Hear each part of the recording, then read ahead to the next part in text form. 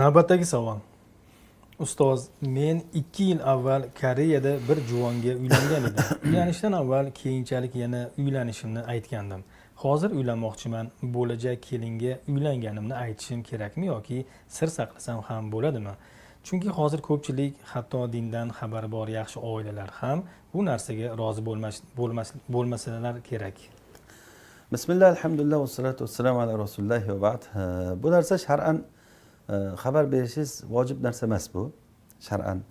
Lekin bu narsada masalan sizni o'zingizga qo'yib bersa, sizni qizingizda yoki singlingizda birov kelib turib, shunaqa qilib uylansa rozi bo'lasizmi desa, ko'pchilik odam aytadi, "Yo'q, men rozi emasman" deydi.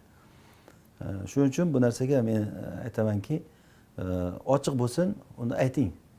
Hech kim qizini, singlisini bir kishi kelib indamaygina olib, keyin bilsa uni 2-3 ta xotini bo'lgan ekan, hozir ham xotini bor ekan deyishiga rozi bo'lmaydi. Mo'min odam rozi bo'lmaydi bu narsaga.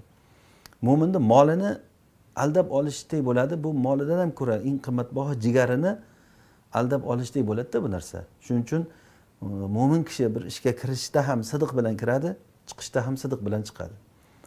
Kirib aldamchilik bilan kirib, chayqovchilik bilan chayqab chiqib ketib qolmaydi bir joydan. Ya'ni chiqqanda ham mardlik bilan chiqadi, kirganda mardlik bilan, sidiq bilan, sadoqat bilan kiradi. Ana bu oilada totuvlik bo'ladi va baraka bo'ladi. Sizga bermasa berayotganlar chiqadi. Sizga uncha odam rozi bo'lmasa, rozi bo'layotganini oling. Rozi bo'lmasa nimaygina uylanib keyin, to'ydan keyin nima ham qilaydi boshqa rozi bo'lmay.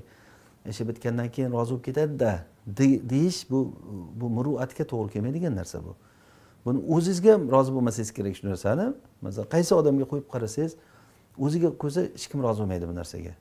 Mo'min odamlarning qizi, har kimning qizi, singlisi o'zi uchun aziz. Agar o'zlari rozi bo'lib bilib bersa, unda mayli, unda hech qanday muammo yo'q, unda oling. Shuning uchun o'sha men aytamanki, hammamiz, o'zimga ham hammamizga nasihat shu, bir ishni boshlamoqchi bo'lsak, ochiq oydin bo'lsin hamma narsa. Mardlik bilan qilaylik, chiqmoqchi bo'lsak, mardlik bilan eshikni yopib chiqaylik. Unaqangi o'sha xiyonatkorona ishlar, yashirincha ishlar, palonchiga aytib qo'yma, pistonchini bildirma degan narsalar, bular oxiri yaxshilikka olib kelmaydigan ishlar bular. Vallohu a'lam.